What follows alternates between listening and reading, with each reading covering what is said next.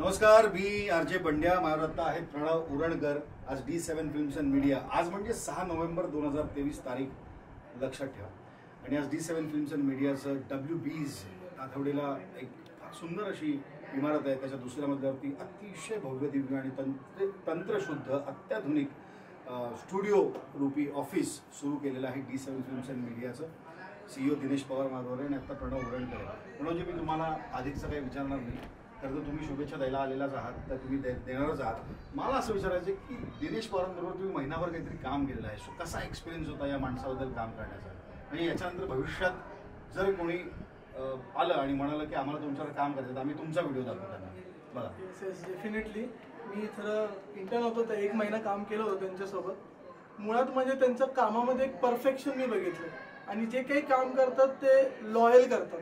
आजकालच्या जगामध्ये काम सर्वच करतात, पैसे सर्वांनाच द्यायचे, पण आपल्या प्रत्येकाला असं वाटतं की पैसे त्या लोकांकडे जावे ज्याला त्याची गरज पण आहे आणि त्याला त्याची जाणीव आहे. मुळातच मी त्यांच्यासोबत काम करताना मला ते समजून आलं की हे पूर्णपणे डाऊन टू अर्थ आहेत आणि इथं सुरुवात आहे. असं आपल्याला पूर्ण बिल्डिंगच लवकरच त्यांची खूप छान वाटलं. प्रणव उरणकरांनी थोडक्यात शुभेच्छा दिलेल्या आहेत, पण ऍक्च्युअल आता हे चॅलेंज पण दिलेलं आहे की D7 फिल्म्स अँड मीडियाचा स्टुडिओ जो आहे तो येत्या काही वर्षात म्हणजे उगीच काहीतरी शब्दांचा खेळ करायचे, त्याचा फार उत्साह वाढवायचा वगैरे नाही. आम्ही फार आता कॅमेरासमोर आहे म्हणून बोलतोय, चांगलं बरं, नाही तर आमचं काय आहे ते आमचं आम्हाला माहिती आहे.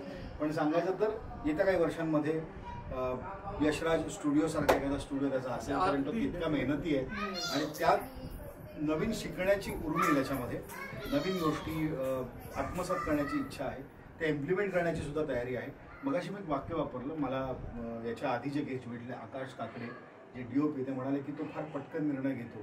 तर मी त्याच्यावर त्यांना म्हणालो की तो पटकन निर्णय घेतो ही गोष्ट खरी आहे. निर्णय घेताना तो चूक की बरोबर याचा विचार तो करत नाही, पण निर्णय घेतला की तो बरोबर आहे हे तो जगाला दाखवून देतो, असा त्याचा स्वभाव आहे. सो प्रणवजी, तुम्ही आलात, बोललात, वेळ दिला, त्याबद्दल खूप खूप धन्यवाद. दिनेश, तुझे खूप अभिनंदन. पुन्हा प्रणवजींनी छान गिफ्ट आणलंय. या व्हिडिओच्या माध्यमातून ते गिफ्टही मी तुला त्यांच्या Thank you.